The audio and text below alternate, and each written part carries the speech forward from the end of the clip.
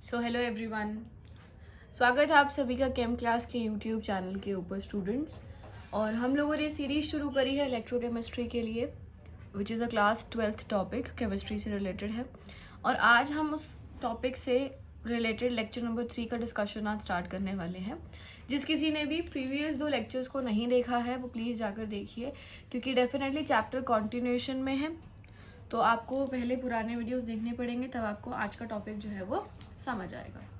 सो आज का टॉपिक जो है वो रिलेटेड है हमारा नर्स्ट इक्वेशन से, जिसमें कि हम ये कैलकुलेट करेंगे कि नर्स्ट इक्वेशन से हम क्या क्या चीज़ें जो है वो यूटिलाइजेशन कर सकते हैं। So the first thing that we are going to calculate is the equilibrium constant from Nernst equation.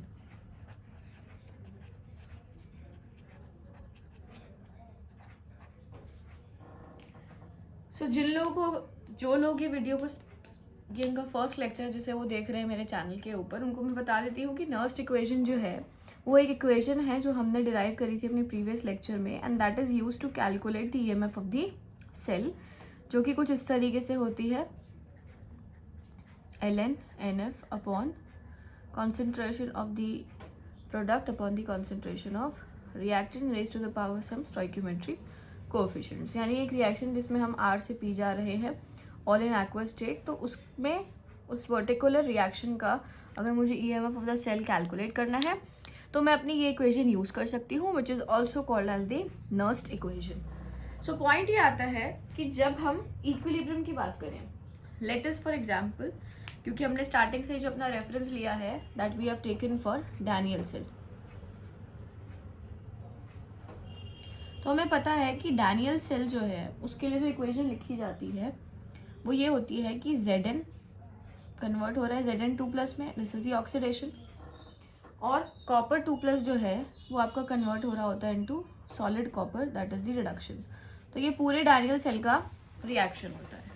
अब जो टॉपिक रिलेट करता है that is the equilibrium constant, यानी अगर मैं इस रिएक्शन को इक्विलिब्रियम तक लेकर जाऊं, ठीक है, equilibrium is basically a point at a point where the initial यानी the concentration of reactant and product becomes same, यही होता है। इसको हम इस तरीके से डिफाइन करते हैं, या फिर हम इसको इस तरीके से भी डिफाइन कर सकते हैं कि फॉरवर्ड रिएक्शन का रेट जो है वो बैकवर्ड रिएक्शन के बराबर हो जाता है। That is what is defined as equilibrium, ठीक है। सो पॉइंट ये आता है कि इक्विलिब्रियम पर ईएमएफ ऑफ द सेल कैसे प्रिडिक्ट किया जा सकता है, ईएमएफ पर क्या इफेक्ट होगा। सो जब कॉन्सेंट्रेशन सेम है, for example let us take कि कॉपर 2+ की जो कॉन्सेंट्रेशन यहाँ पर है और जो Zn2+ की कॉन्सेंट्रेशन हमारी यहाँ है वो दोनों सेम हो गई है, क्योंकि हमें सिर्फ और सिर्फ इन कॉन्सेंट्रेशंस को रिलेट करना है। यानी कि आपका जो सेल है, ई सेल जो होगा वो क्या होगा एक्चुअली में, वो 0 आएगा। क्यों? क्योंकि ना तो फॉरवर्ड रिएक्शन हो रहा है ना ही बैकवर्ड रिएक्शन हो रहा है। इसका मतलब ये है कि अब ना तो हमारी कॉन्सेंट्रेशन डिक्रीज होती रहेगी रिएक्टेंट की, और ना ही हमारी कॉन्सेंट्रेशन प्रोडक्ट की इंक्रीज होती रहेगी। यानी टाइम के साथ साथ Zn2+ की जो कॉन्सेंट्रेशन है वो आपकी इंक्रीज होनी चाहिए थी, और कॉपर 2+ की जो कॉन्सेंट्रेशन है वो आपकी डिक्रीज होनी चाहिए थी, जिसकी वजह से आपका एक E cell of the reaction जो है वो रीडिंग वोल्ट मीटर में आपकी आनी चाहिए थी। लेकिन रिएक्शन को करते समय ये देखा गया कि कुछ टाइम बाद ये जो रीडिंग है वो 0 हो गई है। 0 होने का मतलब क्या है कि there is no change in concentration of Zn2+ and copper 2+ ion. और नर्स्ट इक्वेशन हमें यही कहती है कि आपका ईएमएफ ऑफ द सेल कैसे डिपेंड करता है on the concentration of ion. तो जब कॉन्सेंट्रेशन ही चेंज नहीं हो रही है तो ई सेल भी चेंज नहीं होगा, यानी ई सेल की वैल्यू आपकी 0 आएगी।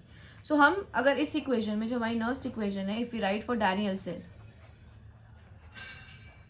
अगर हम इसको डैनियल सेल के लिए लिखते हैं तो we will have E cell equals to E naught cell minus RT upon 2F Ln the concentration of Zn2+ ion upon the concentration of copper 2+ ion. ये हमारा हो जाता है Nernst equation for Daniell cell. अब हम ये कह रहे हैं कि इक्विलिब्रियम पर, at equilibrium, E cell becomes 0. Hence E naught cell can be written as RT upon NF, which is 2 for Daniell cell, ln Zn2+ की concentration upon copper 2+ की concentration. This N is 2 for Daniell cell. ठीक है, तो ये जो आपके पास Zn2+ upon copper 2+ की जो कॉन्सेंट्रेशन आई है, अगर आप इसको क्लियरली देखें तो यही तो आपके Kc की वैल्यू होती है. Concentration of product upon the concentration of reactant at equilibrium is defined as Kc. तो ई सेल को हम क्या लिख सकते हैं? ई नॉट सेल को we can write RT upon N which is 2F ln Zn2+ upon copper 2+ ion. ये तो हो गया डैनियल सेल के लिए. अब अगर हम स्टैंडर्ड सेल की बात करते हैं या रिलेशनशिप की बात करते हैं जो हमारा ई सेल के बीच में, ई नॉट सेल के बीच में और इक्विलिब्रियम कांस्टेंट के बीच में आता है, so we can write E naught cell equals to 2.303 RT upon NF log Kc. तो ये हमारा आ जाएगा relationship between equilibrium constant and E naught of the cell, which is very important. ठीक है, जो कि आपका रिलेशनशिप है between equilibrium constant and the standard potential of the cell. So this defines the relation between equilibrium constant and your standard potential of cell.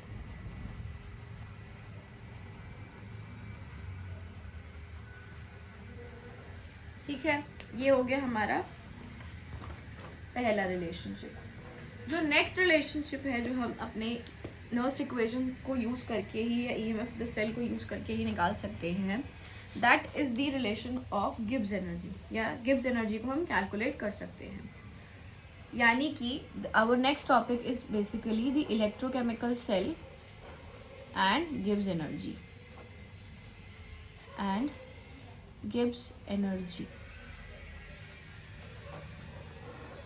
of reaction. This is our second topic of today's lecture. कि ये इन दोनों का आपस में क्या relationship होता है. ठीक है, सो हम सबसे पहले तो इन दोनों टर्म्स को समझ लेते हैं. दोनों टर्म्स यानी कि इलेक्ट्रोकेमिकल सेल का अपना एक पोटेंशियल है जिसको हम बोल रहे हैं E cell of the reaction. ठीक है, साथ ही में अगर मैं बात करूं गिब्स एनर्जी की, तो गिब्स एनर्जी हमारी होती है maximum energy. Okay, so this गिव्स energy is nothing, it is defined as the maximum energy जो हमारा सेल जो है वो प्रोड्यूस कर सकता है. That is called as your Gibbs energy. So अब हम ये बात करें कि जो मैक्सिमम वर्क है, अगर ये कोई भी सेल हमारा मैक्सिमम वर्क कर रहा है, let us so for example हमने गैल्वेनिक सेल की बात कर रही है, तो उसके लिए इस पर्टिकुलर सेल के अंदर कुछ ना कुछ चार्ज पास हो रहा होगा. अगर मैं सेल की बात करती हूँ तो इस तरीके से हमारे पास एक सेल है जिसमें हमने एक सॉल्ट ब्रिज लगा हुआ है और 2 इलेक्ट्रोड्स हैं और इससे कुछ ना कुछ वोल्टेज क्रिएट हो रहा है जो हमने वोल्टमीटर से मेजर किया था. This was the cell representation. अब इस सेल में कुछ काम हो रहा है तो उसकी वजह से कुछ एनर्जी प्रोड्यूस हो रही है which is represented in volts. उसके लिए ज़रूरी है कि यहाँ पर कुछ ना कुछ मूवमेंट ऑफ इलेक्ट्रॉन हो, यानी कुछ ना कुछ चार्ज हो, कुछ ना कुछ इलेक्ट्रिसिटी प्रोड्यूस हो. तो वो जैसे जैसे ये काम होता रहेगा, जैसे जैसे आपका रिवर्सिबल वर्क डन होता रहेगा, वैसे वैसे आपकी गिब्स एनर्जी जो है वो आपकी घटती रहेगी. यानी कि एक एनर्जी प्रोड्यूस हो गई, एक वोल्ट पेज आ गई है. अब अगर ये सेल काम करने लगेगा, if this cell starts to work, then definitely यही एनर्जी जो है वो आपकी डिक्रीज होती रहेगी. पॉइंट समझ रहे हैं आप? यानी कि if there is any work done by the cell, if we are taking the condition कि अगर ऐसा होता है कि आपका सेल काम करने लगता है, तो obviously then the Gibbs energy will decrease, है ना. और जितना ये काम करेगा उतनी ही ये एनर्जी डिक्रीज होती रहेगी. यानी कि अगर EMF जो है आपका EMF if it defines us the maximum work done. ठीक है, अगर ये मैक्सिमम वर्क है तो जितना आपका काम होता रहेगा उतना ही आपका ये एनर्जी कम होती रहेगी. ठीक है, नाउ लेट अस सपोज कि ये जो काम हो रहा है या जो चार्ज मूव कर रहा है, लेट अस सपोज कि वो NF के बराबर है. ठीक है, चार्ज जो है that is N into F. Now why it is that? Because I जो है that is current, that is Q upon T. So I into T gives us the charge. अब यहाँ पे क्योंकि हम फैराडे कांस्टेंट ले रहे हैं तो N represents the number of electron, और फैराडे जो है वो एक चार्ज को रिप्रेजेंट करता है, दैट इज 96500. तो N नंबर ऑफ इलेक्ट्रॉन्स के पास जितना चार्ज होगा that is your N into F. तो अगर ये इतने ही चार्ज फ्लो होते रहेंगे आपके सेल में, अगर आपका सेल इतने इलेक्ट्रॉन्स को मूव कराते रहेगा तो उस मूवमेंट के लिए ही एक ड्राइविंग फोर्स जो है वो ज़रूरत होगी, और वो ड्राइविंग फोर्स की एनर्जी मिलेगी इस EMF के एनर्जी में से कम होती हुई. यानी कि we can call it as that this delta G is basically minus NF that is the charge into E cell. यानी कि the reversible work done that is done by the cell is equal to nothing the decrease in the Gibbs energy. Decrease है तो यहाँ पर हमने लगा दिया एक माइनस का साइन. जितना ये सेल काम करता रहेगा, ये काम कर रहा है वो cell minus NF E cell के बराबर वो काम कर रहा है. ठीक है, E cell maximum work done है और वर्क डन मैक्सिमम मल्टीप्लाइड में जितने चार्ज फ्लो हो रहे हैं, तो ये हमें मिल गया अपना वर्क डन. अगर ये वर्क डन हो रहा है तो ये डिक्रीज करेगा हमारी गिब्स एनर्जी को. So this is the relationship between the Gibbs energy as well as the EMF of the cell, जिसमें कि N जो है that will represent your number of electrons. F is defined as the Faraday constant, 96500 charge होता है जो coulomb में, and E cell is basically nothing EMF of cell. और delta G तो हमें पता ही है सभी को, delta G is basically the Gibbs energy, जिस गिब्स एनर्जी के कम होने की वजह से हमारे चार्ज जो है वो मूव हो रहे हैं. ठीक है, अब सपोज कीजिए कि आपके पास ऐसा आ जाता है कि ये स्टैंडर्ड कंडीशंस पर है, यानी सपोज कीजिए आपको ये 298 केल्विन पर दे दिया है. सो स्टैंडर्ड कंडीशंस के लिए हमने स्टार्टिंग से ही पढ़ते हुए आ रहे हैं कि स्टैंडर्ड कंडीशंस पर यानी at temperature 298 kelvin we represent delta G as delta G naught, और EMF ऑफ द सेल हो जाएगा E नॉट सेल. तो ये हो गया हमारा at standard temperature. Standard conditions पर हमारे पास इस तरीके से ये रिलेशनशिप आ जाता है. ठीक है, अब एक और चीज आती है इसके बीच में, that is the relationship between your EMF of the cell and the equilibrium constant. ठीक है, क्यों? जो हमारा थर्ड टॉपिक ऑफ डिस्कशन है that is the basically your Gibbs energy के बीच का रिलेशन और Gibbs energy and your equilibrium constant. यानी जो रिलेशनशिप्स अभी हमने दोनों डिराइव करे हैं उन्हीं रिलेशनशिप्स को अब हमें आपस में रिलेट करना है. पहला जो अभी हमने रिलेशनशिप डिराइव किया था that was between the equilibrium constant and the EMF of the cell which was E naught cell equals to 2.303 RT upon NF log Kc. ये हमारा पहला रिलेशनशिप था. अभी अगर हम यहाँ से गिव्स एनर्जी के रिलेशनशिप में देखें तो we can write delta G upon minus NF equal to E naught cell. दोनों ही जो हैं that are the relationships for E naught cell. तो अगर मैं इसको इक्वेशन नंबर 1 मानती हूँ, उसको इक्वेशन नंबर 2 मानती हूँ, so we can write from equation number 1 and equation number 2 2.303 RT upon NF log Kc can be written as equal to delta G upon minus NF. NF से NF cancel हो गया on both the sides. So we can write delta G equals to minus 2.303 RT log Kc gives us the value for delta G. यानी हमें एक तीसरा relationship मिल गया that is between your equilibrium constant as well as the Gibbs energy. ठीक है, तो अगर हमारे पास, अब इसमें एक चीज आपको ध्यान रखनी ये है कि अगर ई नॉट सेल है आपके पास तो this will be delta G not. So this is nothing. This is basically the relationship between your standard gives energy as well as your equilibrium constant. क्योंकि equilibrium constant सिर्फ और सिर्फ standard EMF of the cell को ही relate करता है. EMF of the cell को relate ये बिल्कुल भी नहीं कर पाता है.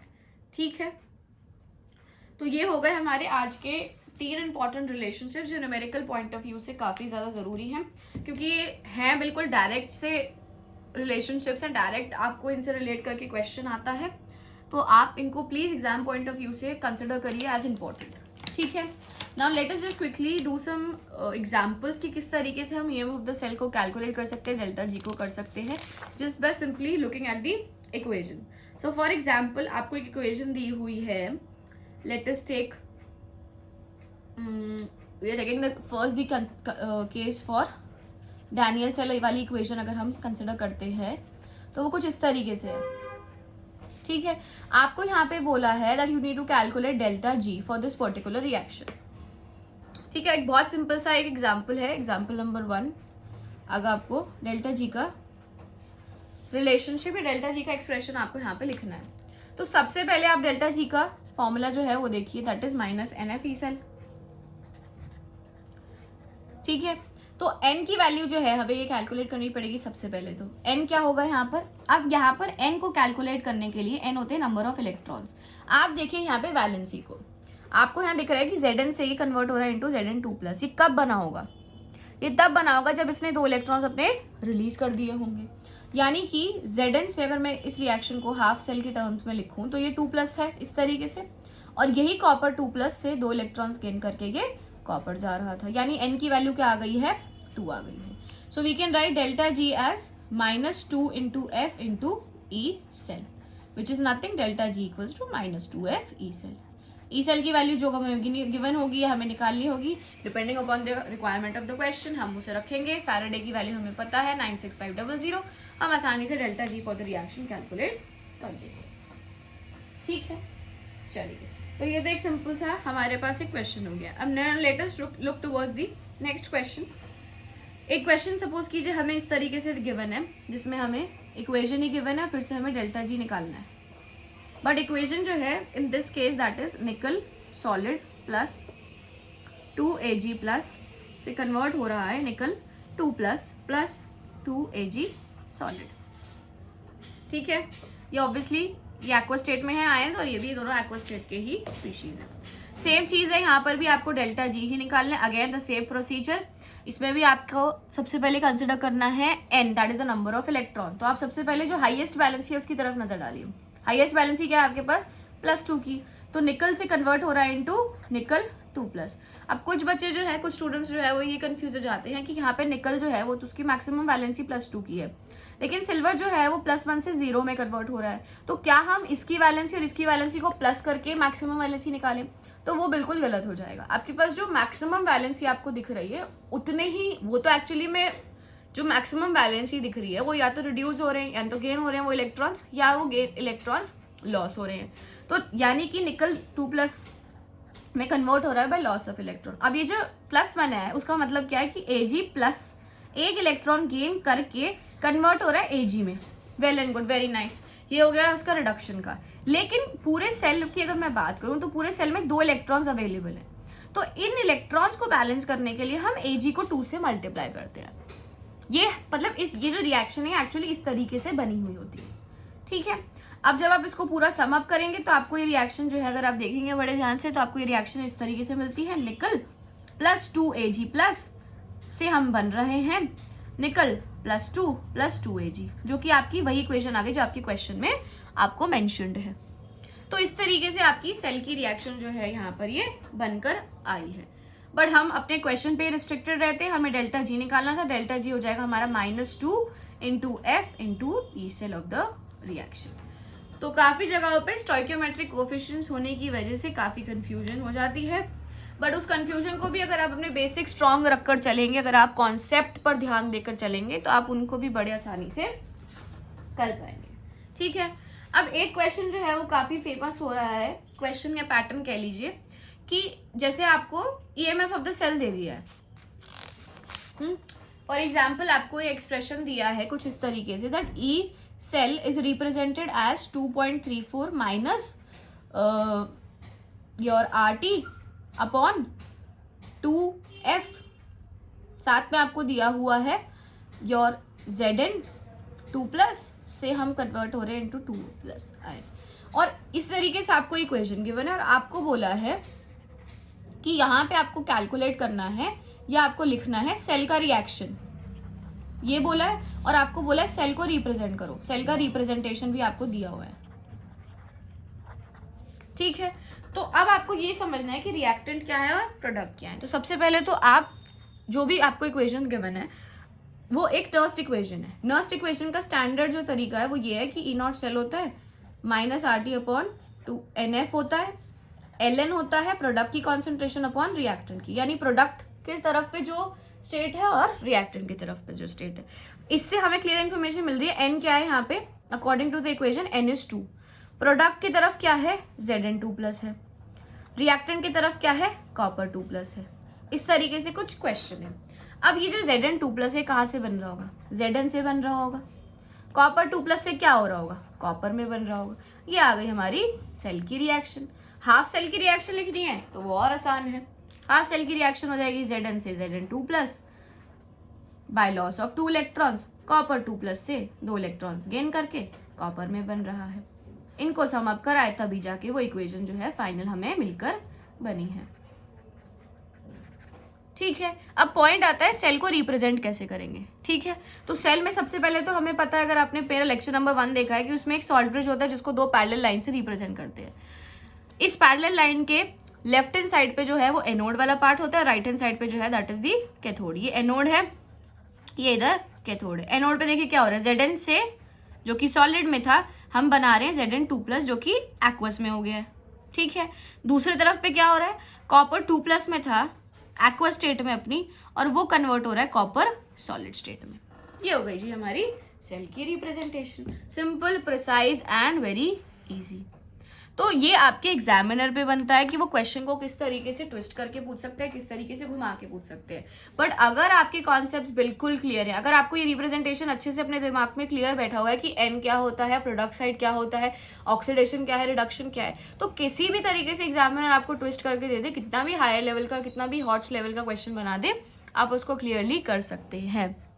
सो आई होप आज का टॉपिक आपको बहुत क्लियरली माइंड में सेट हो गया हो। हमने 3 रिलेशनशिप्स पढ़े थे। If I quickly summer up my today's lecture, तो हमने उसमें सबसे पहले जो रिलेशनशिप पढ़ा था that was between the equilibrium constant and the Nernst equation, जिसमें हमने ये कहा था कि जब हम इक्विलिब्रियम पे पहुंच जाते हैं तो E cell of the reaction जो है, यानी वोल्टमीटर की जो रीडिंग है वो 0 हो जाती है। वो इंपॉर्टेंट है आपके लिए कि इक्विलिब्रियम पर ई सेल जो है वो 0 हो जाता है। ये एमसीक्यू पॉइंट ऑफ व्यू से भी इंपॉर्टेंट हो जाता है कि इक्विलिब्रियम पर E cell of the reaction क्या होता है। E0 सेल कभी 0 नहीं होता है, ई सेल जो है दैट कैन बी 0, क्योंकि ये ई सेल डिपेंड कर रहा है on the concentration of these ionic species, जबकि ये ई सेल E0 सेल जो है that is independent of the ionic species की concentration.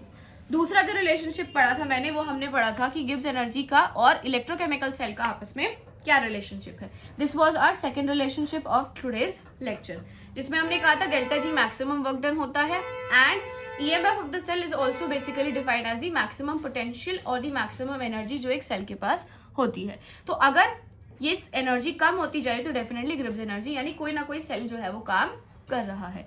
And that decrease is represented in the minus sign. This minus sign also indicates that your this delta G is, यानी कि reaction जो है, cell जो है वो एक स्पॉन्टेनियस प्रोसेस को कर रहा है। और फिर तीसरा जो रिलेशनशिप हमने पढ़ा था that was between Gibbs energy and the equilibrium constant. Precisely कहें तो स्टैंडर्ड गिब्स एनर्जी, क्योंकि नॉट रिप्रेजेंट हो रहा है, टेम्परेचर 298 केल्विन पर है। तो ये हमने आज 3 रिलेशनशिप्स जो हैं वो अपने स्टडी किए थे। आई होप आपको, आप सभी को आज का लेक्चर, आज का टॉपिक बहुत इंटरेस्टिंग लगा हो, इंपॉर्टेंट लगा हो। ये हमारा लेक्चर नंबर 3 था। जिस किसी ने भी प्रीवियस दोनों लेक्चर्स नहीं देखे हैं वो प्लीज़ केम क्लास के यूट्यूब चैनल पर देख सकते हैं। स्टूडेंट्स वीडियो को देखिए, लाइक कीजिए, उन्हें शेयर कीजिए और अपने स्टूडेंट्स, अपने फेलो मेट्स के साथ, अपने फ्रेंड्स के साथ इसको शेयर कीजिए ताकि उन्हें भी अच्छा कंटेंट मिल सके। And please do like and share to the and subscribe to the YouTube channel. Thank you so much students.